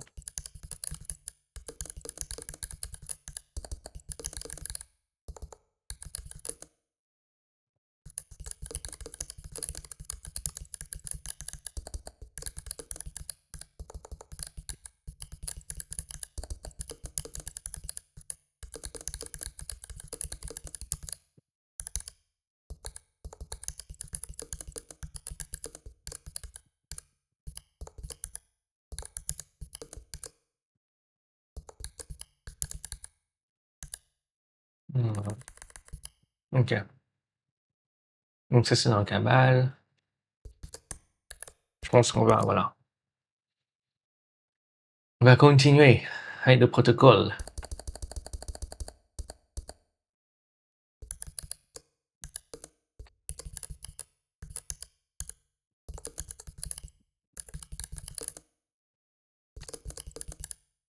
Et là, attention, parce que le protocole, bam, bam, bam, la violence du que tu. La violence. C'est un protocole qui est immolé. Immolé. C'est un mot de fou quand même, immolé. Ouais. Genre l'agneau immolé. C'est complètement fou. Enfin bref, là je suis dans mon délire. Donc voilà, protocole d'intégration, c'est de te rencontrer. Et laisse-moi partager mon intention avec ce protocole. Donc c'est pour toi d'avoir l'opportunité d'intégrer tout ce que j'ai partagé depuis le début de ces vidéos. Et surtout, pour toi, arrêter de, je sais pas si c'est le bon mot, arrêter de chercher, mais voilà, de ne plus être dépendant du regard des autres. C'est d'apprendre à te voir, de t'accepter, de te valider toi-même. Et le but, voilà, comme je t'ai dit, c'est vraiment d'intégrer. pas juste comprendre mentalement. Il y a plein de choses que tu comprends mentalement, mais ça ne veut pas dire pour autant que le changement est là. Non, le changement vient de l'intégration. Si tu veux, toute la connaissance externe, elle n'a aucune valeur tant qu'elle n'est pas mise à ton service pour mieux te connaître. Et d'ailleurs, c'est une des raisons pourquoi tu es là sur cette planète. Tu es là pour te connaître. Ouais. Donc, d'ailleurs, et plus tu te connais, comme tu as un microcosme, et plus tu connais l'univers. Enfin bref, la première étape, c'est de lire tes preuves. Et qu'est-ce que je veux dire par là? Si tu veux, il ne s'agit pas de te demander, voilà, qu'est-ce que je pense de moi, parce que ça, souvent, c'est trop conscient. Mais si ton vrai verdict, il vient d'où? Il vient de ton comportement. Et ouais, donc observe-toi pendant cette semaine, d'accord? 7 prochains jours, comment? En mode détective, d'accord? Et observe. Devant qui tu changes de comportement? Devant qui tu joues un rôle, mais qui est un rôle forcé? Parce que je pense que c'est normal d'avoir plus ou moins un rôle. C'est normal que tu te comportes pas de la même manière avec, on va dire, ta femme et avec ton boss. Donc, le problème, c'est lorsque on n'est pas en alignement avec, voilà, avec ce que tu es vraiment. Donc, demande-toi, voilà, aussi cette semaine, remarque quel compliment tu n'arrives pas à recevoir, si tu en reçois. Hein. Qu'est-ce que, voilà, tu t'empêches de faire à cause du regard des autres? Genre, je sais pas, peut-être de lancer une chaîne YouTube, peut-être de porter quelque chose, voilà, tel ou tel fringue. Donc, également, demande-toi peut-être, voilà, quelle remarque vieille de 10 ans te revient encore en tête. Peut-être, ouais. Au final, voilà, tes comportements sont les empreintes de ton verdict. Ce que tu n'oses pas, ce que tu refuses, ce qui te hante encore, ça te montre où tu te juges intérieurement, que tu en sois conscient ou non. Donc, note. Et maintenant, une fois que tu as collecté, voilà, ces preuves, tu vas formuler voilà, ton verdict en une phrase. Du genre, voilà, tu l'écris. Je suis pas assez. Et tu laisses le subconscient répondre. Le subconscient répond toujours en premier. Pas forcément de manière vraie, mais toujours de manière sincère. Et souvent, tu vas vouloir soit ne pas l'écouter, ou soit tu vas changer sa réponse.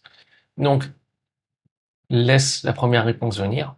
Donc, c'est peut-être je ne suis pas assez intelligent, je ne suis pas assez beau, je ne suis pas assez intéressant, je ne suis pas assez capable de, voilà, euh, trouve ta phrase. Donc, parce que si on n'annule pas un contrat qu'on peut pas nommer, donc tant qu'il reste fou, il te contrôle. Donc, une fois écrit, il devient un objet. Et cet objet, maintenant, tu peux le regarder. Et c'est plus un truc qui te regarde toi. T'inverses ses rôles. Et juste voilà, en dessous de ta phrase que tu as notée, déjà, tu barres cette phrase et tu écris un nouveau contrat. Du genre, ma valeur et ma nature, elles ne dépendent jamais de leur regard. Tu mets la date d'aujourd'hui et boum, tu signes. C'est symbolique, d'accord? Et ça joue au niveau subconscient parce que l'un des langages du subconscient, c'est les symboles, d'accord? Donc, sur le premier contrat, tu l'as signé de manière inconsciente, vibratoirement. Là, tu fais ce nouveau contrat, tu le signes de manière symbolique, en conscience. Donc maintenant, étape 2, c'est la rencontre. Et c'est un truc que je fais, voilà, avec voilà, certains clients voilà, que je bosse en privé, qui est de s'accepter tels qu'ils sont. Donc maintenant, il s'agit vraiment de t'accepter tel que tu es. Et pendant voilà, les 7 prochains jours, voilà ce que tu vas faire. Tu vas t'enregistrer en vidéo, en train de parler, de raconter ta journée, n'importe quoi. Et un truc important, assure-toi que la caméra enregistre pas en mode miroir, donc ça n'enregistre, voilà, pas en mode miroir, mais tu le sais, hein, parce que c'est un truc, un texte, c'est clairement, voilà, tu peux le lire, voilà, tel quel. Par contre, si c'est inversé comme un miroir, tu sais que tu es en mode miroir. Parce que le truc, c'est que le mode miroir, c'est encore le reflet auquel tu es habitué. Tu vois. Là, tu veux la version telle que la réalité la voit. Donc enregistre-toi chaque jour quelques minutes, une seule prise, et tu regardes. Et si t'es pas familier donc à te voir en vidéo, tu vas remarquer un truc au début, ça va peut-être te paraître chelou, peut-être même horrible. Tu vas détester ta voix peut-être, tu vas pas aimer voilà comment tu te vois, ta façon de parler, tu vas remarquer certaines choses voilà de nouvelles, surtout si t'es pas habitué. Et d'ailleurs quand tu y penses, c'est un paradoxe qui est énorme, non? Regarde, pourquoi c'est si chelou de te voir en vidéo, de t'entendre ta voix, alors que tu t'entends parler toute la journée et tu te vois tous les matins devant le miroir? Voilà pourquoi tu fais jamais l'expérience de toi directement. Tu fais l'expérience de l'intérieur de toi. Tu vois depuis tes yeux, mais ton visage tel que les autres le voient, ben, ou même voilà ta voix telle que les autres l'entendent, bah, tu as jamais vraiment accès comme elle est à la version de toi. Au final, voilà, quand tu regardes un miroir, c'est quoi? C'est déjà une interprétation, c'est une inversion de la réalité. Tu vois une image inversée. Tu vois, euh, voilà même, voilà, regarde, ta voix, tu l'entends à travers les os de ton crâne. Donc les autres, eux, ils entendent la version aérienne, tu vois, qui passe dans l'air. Toi, t'entends, là, la voix que j'entends, là, c'est la voix en mode euh, qui passe dans la structure de mon crâne, de mes os. C'est pour ça que la voix peut paraître si différente. Donc, enregistre-toi et note ce que tu remarques, sans filtrer. Et là, c'est là que tu te rencontres avec la version que voit la réalité, la personne que les autres voient. Et le truc fou, voilà, c'est que voilà, ce qui te dérange, c'est qu'en fait, les autres ne le voient même pas. Eux, ils voient juste toi. Tu vois, toi, tu vois une version de toi avec laquelle tu n'es pas familier. Donc, cet exercice, c'est devenir familier avec qui t'es, vu de la perception de la réalité. Pas depuis ta perception comme tu l'as toujours eu depuis tout le temps. Donc, le truc qui est important, c'est vraiment de noter vraiment sans filtre toutes les remarques qui passent par la tête. Même les choses déplaisantes. Ah, mais ma voix, elle est da. Voilà, d'accord. Au début, bien souvent, voilà, tu vas avoir que des défauts, mais petit à petit, tu t'habitues. Tu te juges moins. C'est ça le truc. Ouais. Et le problème, c'est pas que les autres t'acceptent pas, c'est que t'es pas encore familier avec toi-même. Et plus t'es familier avec cette nouvelle langue de toi, plus tu t'acceptes comme la réalité te perçoit. Donc maintenant, la troisième étape, c'est apprendre à recevoir. Donc, à partir de maintenant, quand on te fait un compliment, tu fais un seul truc. Tu dis merci. C'est tout. Et parfois, ça va te gratter. Tu vois, tu vas vouloir balayer, tu vas vouloir résister. Mais voilà un truc. Si tu veux, chaque compliment que tu arrives à recevoir, c'est un bout de toi que tu arrêtes de rejeter. Donc, recevoir dehors, c'est s'autoriser dedans. Et donc, si un compliment passe vraiment pas, d'accord, admettons, c'est qu'il y a une croyance en dessous qui te dit le contraire. Là, ce que tu peux faire, c'est que tu te demandes, ben, c'est quoi la preuve que je ne suis pas ça? Forcément, toi, tu as une preuve. Intérieurement, tu as une preuve. Donc, note les exemples que tu as dans ta tête. Et maintenant, ben, cherche les contre-exemples. Et ouais, des contre-exemples qui, justement, ben, déconfirment ces exemples qui prouvent que tu n'es pas cette chose. Tu vois? Donc, les moments où tu as été, entre guillemets, on peut dire ça, cette qualité, ce compliment. Et tu vas en trouver normalement. Donc, si tu veux, la plupart du temps, c'est que tu as pris des exemples qui confirment que tu n'es pas ce compliment-là et tu les as généralisés. D'accord? C'est dans ton subconscient, choses qui sont marquées. Et tu as généralisé ce truc, d'accord, à toute ta vie. Le problème, c'est que ça te bloque aujourd'hui. Donc, maintenant, étape 4, c'est inverser les rôles. Et ça, c'est un truc qui est très puissant.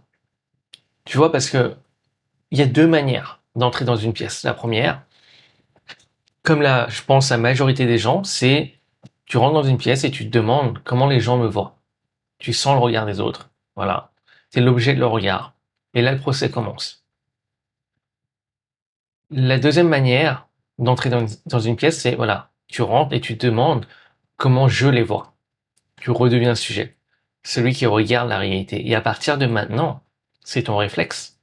Chaque fois que tu commences à sentir le jugement des autres, un regard voilà voilà qui pèse, une remarque, un commentaire, inverse les rôles au lieu de dire voilà qu'est-ce qu'il pense de moi. Tu te demandes voilà qu'est-ce que son jugement dit de lui.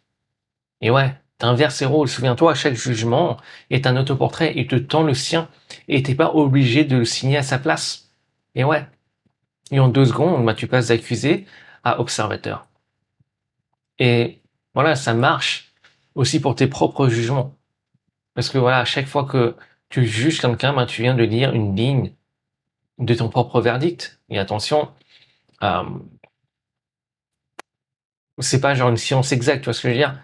Mais parfois un jugement, voilà, ça peut être juste être une observation, mais si tu veux, quand un truc te dérange plus que de raison, que ça te fout le seum, bah, il y a moyen de creuser. Voilà, si ça te fout le seum, par exemple, qu'une personne est feignante, bah, peut-être que inconsciemment, tu t'autorises pas à, voilà, à prendre du temps pour toi. Tout simplement. Peut-être que ça te fout le seum qu'une personne, euh, voilà, qu'une personne demande une autre personne en regard, tu vois. La personne que tu voyais à la gym, et que toi, tu n'osais pas demander en regard, euh, ben, c'est qu'il y a une raison. C'est probablement parce que tu t'es interdit de le faire. Et ouais. Donc, si ça te fout le seum, généralement, c'est qu'il y a il y a moyen de creuser, tu vois. Tu vois. Donc, maintenant, tu te rends compte que le regard, tu vois, avant, que tu portais, voilà, sur les autres, si tu veux, c'est comme si, voilà, c'était un peu comme ça gratos. Maintenant, il te renseigne. Ça devient un outil. Tu vois, tu lis ton miroir au lieu de le subir. Et c'est pour ça que moi, pour moi, je pense que juger les autres, c'est pas quelque chose qui est mauvais en soi. Je pense que c'est comme tout au final. Tout peut être utilisé en bien comme en mal. Quand c'est fait consciemment et t'en fais une lecture de toi-même, c'est vraiment puissant. Le problème, c'est plus quand c'est un jugement gratos qui est problématique et quand ça vient purement de l'ego. Voilà. Je pense que là, j'ai clos le débat sur le jugement, là. Bam! Là, je lâche le micro. Fini. Donc, au final, c'est plus une question de niveau de conscience derrière le jugement. Quel est le niveau de conscience derrière le jugement? Voilà. Maintenant, l'étape 5, c'est de rentrer à la maison. Maintenant, le réflexe, c'est de prendre conscience quand tu rechutes, entre guillemets, parce que tu vas te surprendre, voilà, à retomber dans les anciens comportements, à chercher la validation externe, à justifier, à quémander. Je pense que voilà, c'est normal, encore une fois, tant que t'as un corps, t'as un ego, et l'ego se compare. C'est un de ses rôles. Mais à partir de maintenant, quand t'en prends conscience que t'es en train de retomber ou juste avant de retomber, ben, ralentis déjà. Rien que le fait que t'en prennes conscience, c'est un truc qui est énorme. Donc, à ce moment-là, tu peux fermer les yeux. Et tu te rappelles, voilà, tu peux te rappeler du contrat que tu as signé, d'accord? En étape 1. Mais un truc tout simple, c'est voilà, tu te rappelles de 3 trucs super simples, goutte, océan, déjà signé. Tu te dis, voilà, goutte, océan, déjà signé. Parce qu'au final, voilà, t'es une goutte d'eau, mais ta valeur, voilà, elle ne dépend de rien externe. Tu as déjà tout en toi. Exactement comme l'océan, tu es la goutte d'eau de l'océan. Tu n'es pas séparé de l'océan. Et voilà, c'est déjà signé un niveau plus haut, entre guillemets, niveau. Quand je te dis, voilà, plus haut, c'est métaphorique parce qu'au final, voilà, ça se passe dedans. Mais t'es la goutte. T'es fait de l'océan. Le contrat est déjà signé. Donc, si t'as encore un peu plus de temps, et tu sens que voilà, tu veux aller un peu plus loin, ben, quand tu te rends compte que t'es en train de chercher la validation des autres ou t'es dépendant à la validation des autres, j'ai fait un peu boucher, à la validation des autres, ben, tu peux te poser et tu te demandes, voilà, ben, qu'est-ce que je refuse de me donner intérieurement? Parce qu'au final, c'est que tu te refuses de donner quelque chose intérieurement quand tu cherches l'acceptation des autres. Peut-être que c'est quoi? Que tu te refuses de donner intérieurement la paix, le droit d'exister comme tu es. Prends-en conscience, puis ferme les yeux, et si tu veux, tu peux même imaginer la scène du fils prodigue. Mais à la première personne, t'es sur la route, t'es le fils, d'accord, t'es couvert de boue, t'es là en mode, ah, avec ton petit discours, je ne suis pas assez. Et au loin, tu vois la source, le daron. Et cours, voilà, et cours, avant même que t'aies ouvert la bouche. Ressens ce que ça fait, d'être accueilli, à bras ouverts, avant même que tu puisses demander quoi que ce soit. Reste dans cette sensation quelques secondes, car c'est ça la maison. D'accord? C'est ça. C'est ça. Donc, chaque fois que tu te surprends à chercher dehors, bah, tu rentres dedans. La rechute devient, voilà, sur le rappel que tu as toujours été complet. Voilà. Donc, tu transcends, si tu veux, ton réflexe de chercher les choses dehors en un chemin de retour. Voilà. Maintenant, la dernière étape. Donc, l'étape 6, il s'agit maintenant de sceller dans la 3D via une action. Parce qu'au final, le langage de la réalité, ça reste l'action.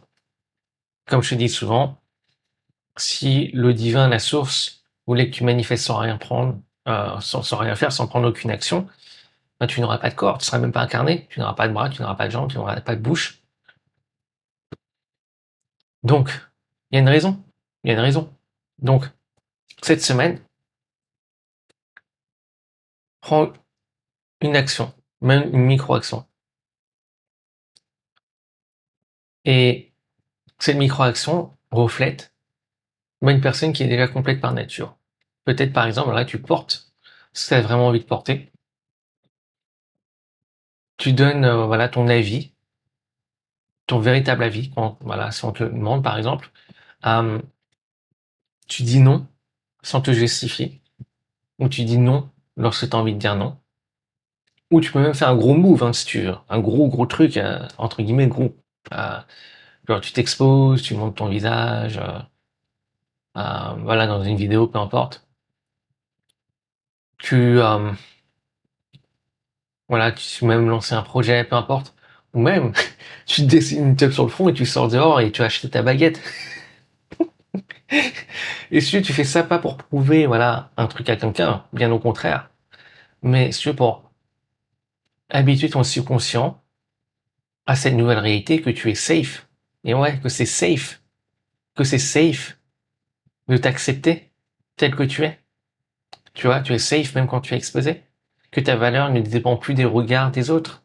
Et là, par émotion et par répétition, car c'est le langage du subconscient, bah, le regard des autres arrête de t'atteindre.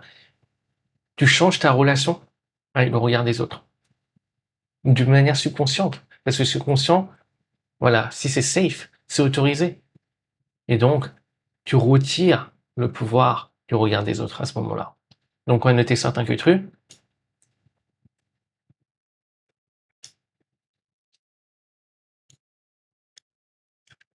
Donc, je vais juste être assez succinct parce que, de manière, toi, tu peux retourner en arrière et voir, voilà, ce qui a été marqué dans la vidéo. Parce que ce qui a été partagé, je vais dire, dans la vidéo. Bon, voilà, lire les preuves.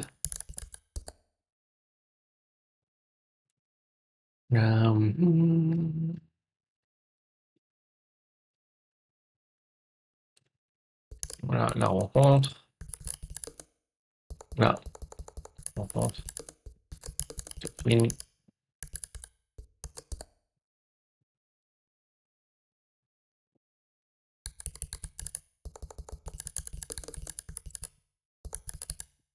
Voilà. Tu apprends à recevoir un compliment. Euh, roule. Voilà. Donc, voilà, tu passes de, voilà, comment les gens le voient à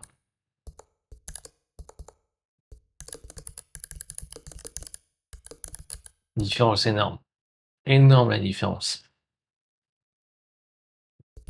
rentrer à la maison, à la casa, et donc sceller dans la 3D avec une micro-action ou une grosse. Mais généralement, moi j'ai tendance à plus aller avec une micro-action. Mais je vais pas aller sur ces... Voilà, pourquoi je vais pas descendre sur ça maintenant, parce que bon... Voilà, dans tous les cas, maintenant tu sais, le problème n'est jamais le regard des autres, mais ta relation avec ce regard. Les gens ne t'ont jamais vraiment jugé. Ils ont juste lu à voix haute, voilà, ton propre jugement, voilà, de toi. Et tout ce temps, voilà, quand tu attends le jugement des autres, c'est que tu attendais une validation, une permission d'être, ta propre autorisation. Mais voilà le truc, ton existence est la preuve même d'un choix qui est, entre guillemets, plus haut. Voilà, quand tu cherches dehors ce que tu refuses dedans,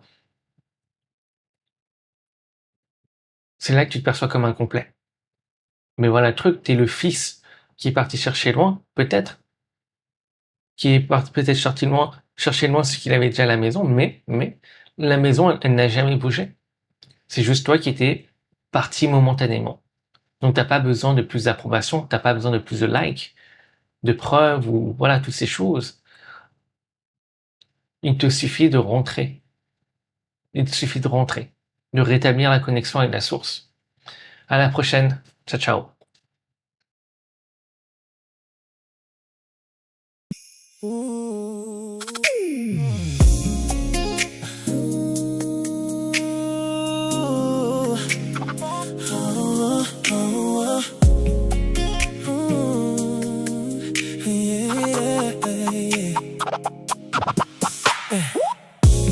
Un jour quelqu'un t'a regardé et quelque chose s'est brisé. Une phrase lancée sans raison, mais restée gravée sous l'horizon.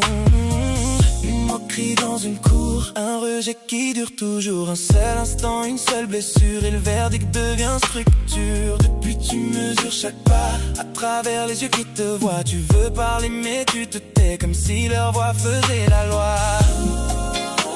Tu crois que les autres décident de ce que tu peux devenir, mais ce qui t'enferme aujourd'hui, c'est ce que tu crois devoir fuir. Tu cherches dehors ce qui vit déjà dedans. Tu cours encore vers un mirage qui t'attend. Tu demandes au monde entier ce qui était déjà signé, comme une goutte dans l'océan qui doute encore d'être de l'eau. Pourtant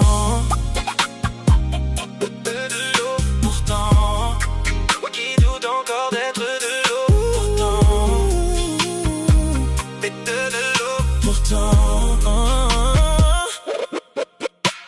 Un compliment te fait monter, une critique et tu te fais démonter, comme si ta paix dépendait d'un verdict que tu peux pas contrôler. Tu regardes l'écran des autres comme un juge au-dessus de toi, mais derrière chaque peur qui te hante, y'a juste une ancienne voix. Une voix qui dit pas assez depuis des années sans bouger. Chaque regard que tu redoutes ne fait que la faire répéter.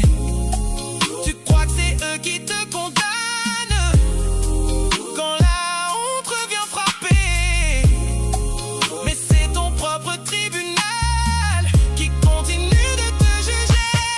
Tu cherches dehors ce qui vit déjà dedans. Tu cours encore vers un mirage qui t'attend. Tu demandes au monde entier ce qui était déjà signé, comme une goutte dans l'océan qui doute encore d'être de l'eau. Pourtant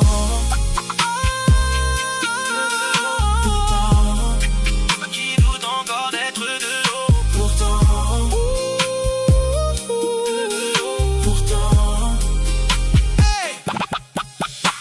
J'ai cherché partout ailleurs une valeur qui vivait dans mon cœur. J'ai couru si loin de moi pour retrouver ce qui était déjà là. Je croyais manquer d'amour, je cherchais dehors chaque jour, mais la maison n'avait jamais bougé. cherches dehors. Ceux qui vivaient déjà dedans, tu cours moins fort. Tu comprends enfin maintenant. T'avais rien à mériter, t'avais rien à réparer. Comme une goutte dans l'océan, tu n'as jamais cessé d'être l'océan.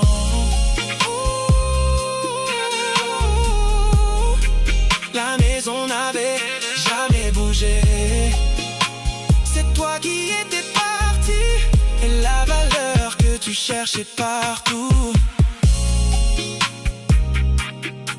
t'attendais déjà ici.